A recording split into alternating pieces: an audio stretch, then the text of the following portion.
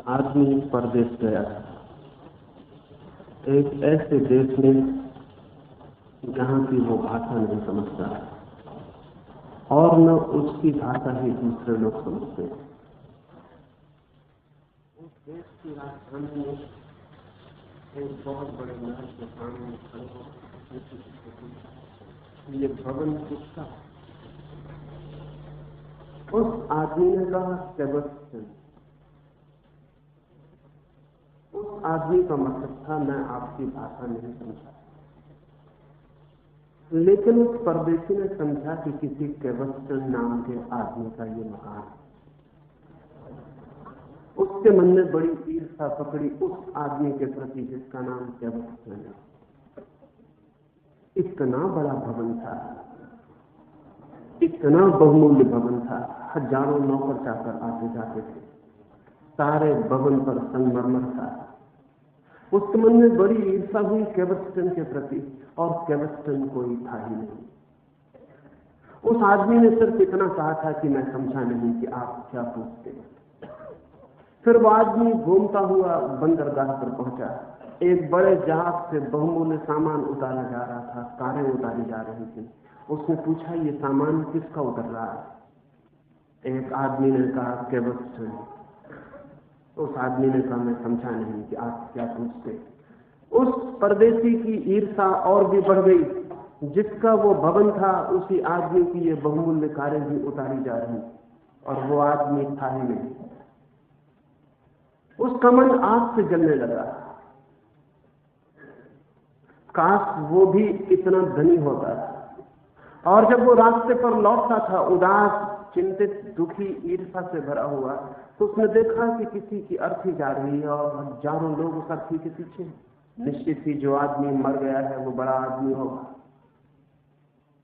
उसके मन में अचानक ख्याल आया कहीं सेबेस्टियन मर तो नहीं गया। उसने राह चलते एक आदमी से पूछा कि कौन मर गया है? उस आदमी ने कहा सेबेस्टियन। मैं समझा नहीं। उस आदमी ने अपनी छाती पीट ली। निश्चित ईर्ष्या हुई थी उस आदमी से, लेकिन बेचारा मर गया। इतने बड़े महल, इतनी बढ़िया कार्य, इतनी धन दौलत, तो वो सब व्यर्थ पड़ी रह गई। वो आदमी मर गया जो आदमी था ही नहीं। बहुत बार ऐसी ही हालत मुझे अपने संबंध में मालूम पड़ती। ऐसा लगता है कि किसी परदेश में हूं, न आप मेरी भाषा समझते हैं न मैं आपकी भाषा समझता हूं। जो कहता हूं जब आप में उसकी प्रतिध्वनि सुनाई पड़ती है तो बहुत हैरान हो जाता हूं, क्योंकि वो तो मैंने कभी कहा ही नहीं था। जब आप कुछ पूछते हैं तो जो मैं समझता हूं कि आपने पूछा है, जब मैं उत्तर देता हूं और आपकी आंखों में झांकता हूं तो पता चलता है ये तो आपने पूछा ही नहीं था। एक अजनबी, एक आउटसाइडर, एक परदेशी की तरह मेरी हालत। लेकिन फिर भी कोशिश करता हूं समझाने की। वो जो मुझे दिखाई पड़ता है, नहीं मेरी इच्छा है कि जो मुझे दिखाई पड़ता है उसे आप मान लें, क्योंकि जो आदमी भी किसी से कहता है मेरी बात मान लो, वो आदमी मनुष्य जाति का दुश्मन है। क्योंकि जब भी मैं ये कहता हूं कि मेरी बात मान लो, तब मैं ये कहता हूं मुझे मान लो और अपने को छोड़ दो। और जो भी आदमी किसी से ये कहता है कि खुद को छोड़ दो और किसी दूसरे को मान लो, वो आदमी लोगों की आत्माओं की हत्या करता है। जितने लोग दूसरों को मनाने के लिए आतुर हैं, वे सारे लोग मनुष्य जाति के लिए खतरनाक सिद्ध होते हैं। मैं नहीं कहता हूं मेरी बात मान लो, मानने का कोई सवाल नहीं है। मैं इतना ही कोशिश करता हूं कि मेरी बात समझ लो, और समझने के लिए मानना जरूरी नहीं है, बल्कि जो लोग मान लेते हैं वो समझ नहीं पाते हैं।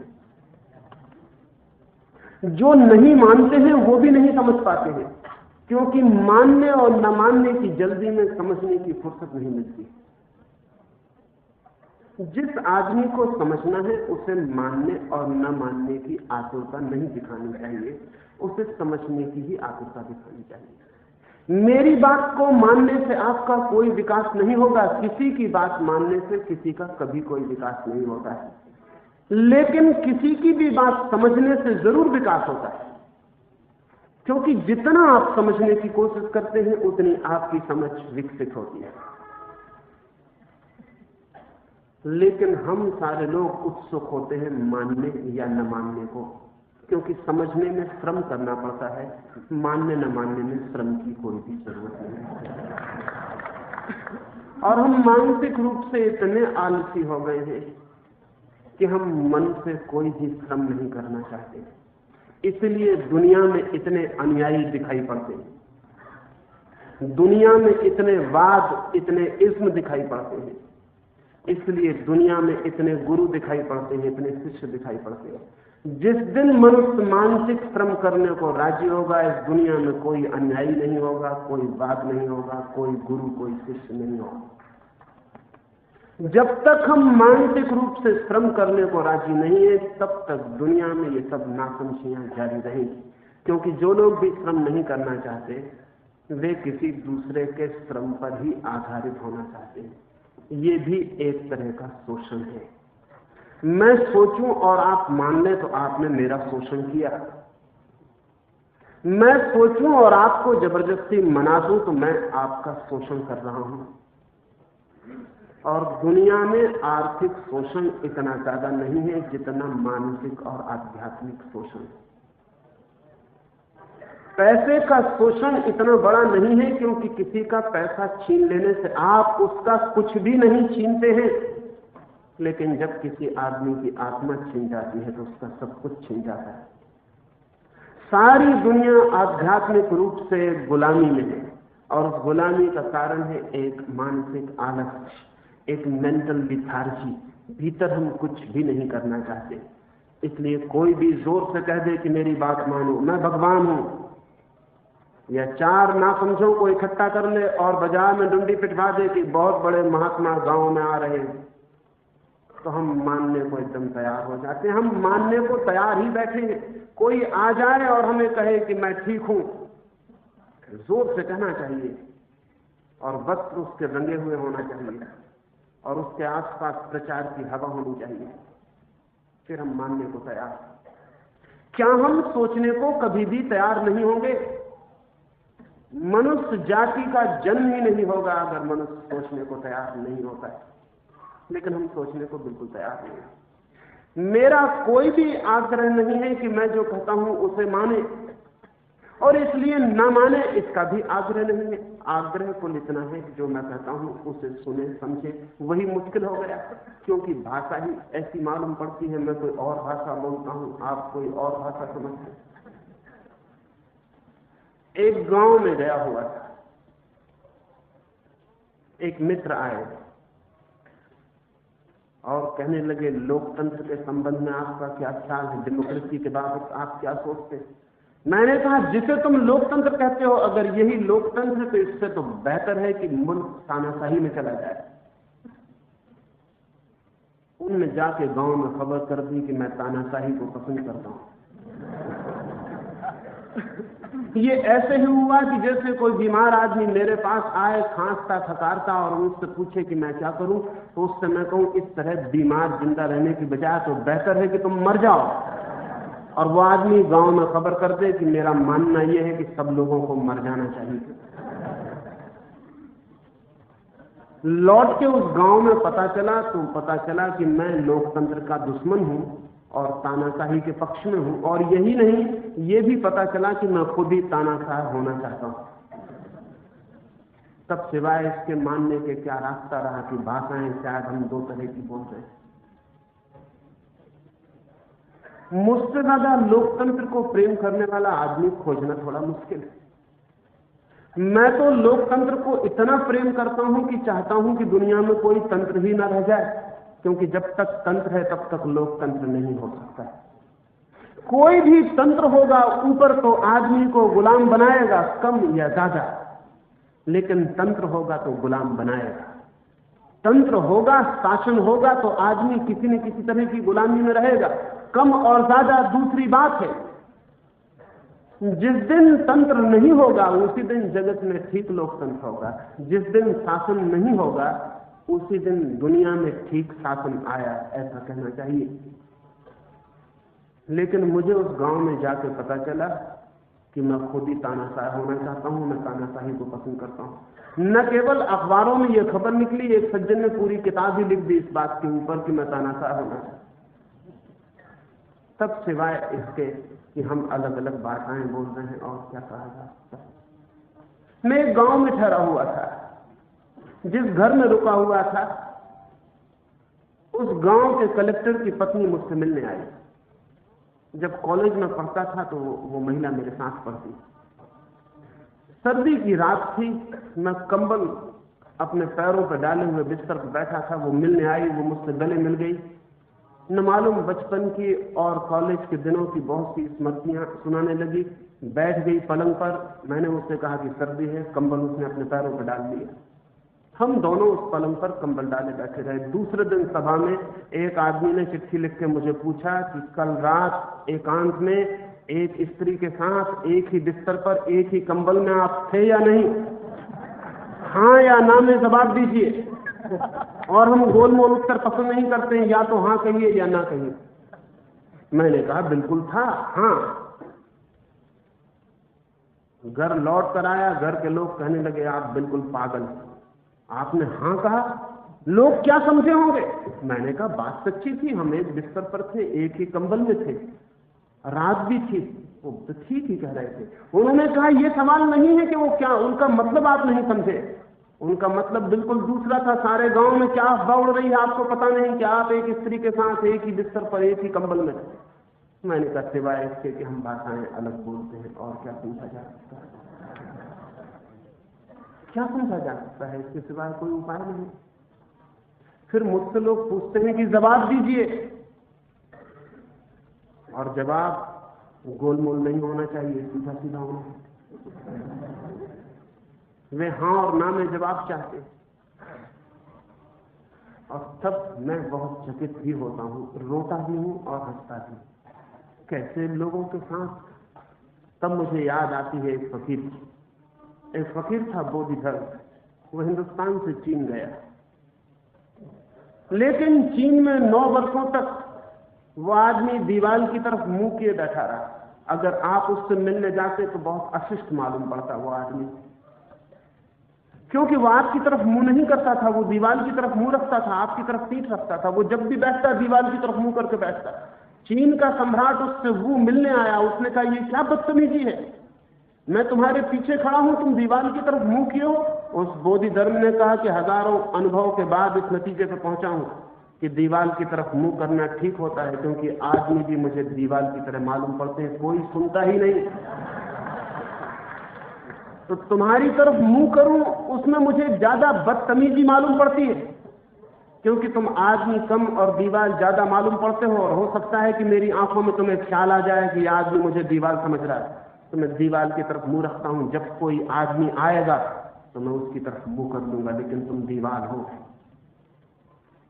सम्राट वू ने अपनी आत्मकथा में लिखा है कि पहली बार एक आदमी मुझे मिला जिससे कुछ बात सुनने योग्य थी, लेकिन शायद मैं सुनने योग्य पात्र नहीं था, इसलिए उसने मेरी तरफ मुंह नहीं किया। बोधि धर्म ने ठीक किया। कई बार मुझे भी लगता है कि अगर यही खींचतान भाषा की जारी रहती है तो बजाय आपकी तरफ मुंह करने के दीवार की तरफ मुंह कर लेना उचित होगा। लेकिन अभी मैं हार नहीं गया हूं और निराश नहीं हो गया हूं, अभी कोशिश जारी रखूंगा। मानना नहीं चाहता हूं कि आप दीवार हैं, मानने का यही मन होता है कि आप भी एक मनुष्य हैं और भीतर एक विचारशील आत्मा है। आपकी सारी कोशिश के बावजूद भी आशा को जगाए रखता हूं और ये कोशिश करता हूं कि शायद किसी दिन बात सुनाई पड़ जाए, लेकिन अभी तो उल्टा ही मालूम पड़ता है। अभी गुजरात लौटा तो बड़ी गर्मी है, गांव गांव में गया तो लोगों ने कहा आप गांधी के दुश्मन।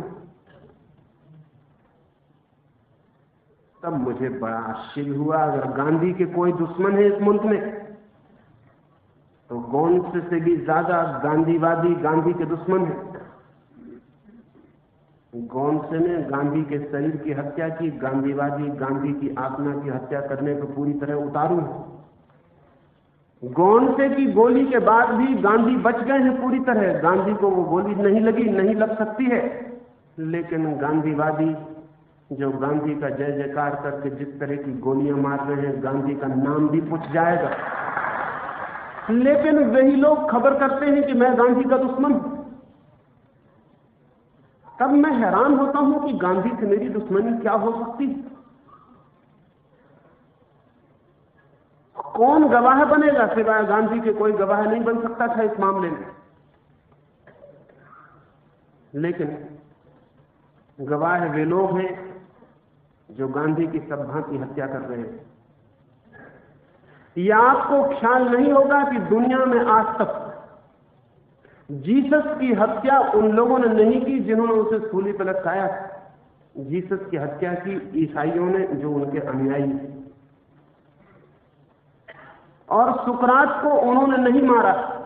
जिन लोगों ने सुकरात को जहर पिलाया, सुकरात को वे लोग मार सकते हैं जो सुकरात के शिष्य होने के ख्याल में पड़ जाएं। सुकरात मरने के करीब था तो उसके एक मित्र क्रेटो ने उसके एक शिष्य ने पूछा कि आपको सांझ जहर दे दिया जाएगा, हम आपको दफनाएंगे कैसे? इस संबंध में कुछ बताइए।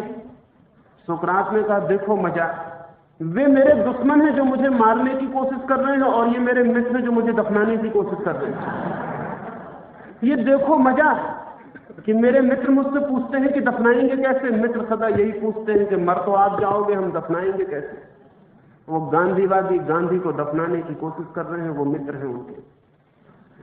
सुकरात ने बड़े मजे की बात कही थी क्रेटो को। शायद ही क्रेटो समझ पाया हो, क्योंकि भाषाओं के भेद सदा हैं।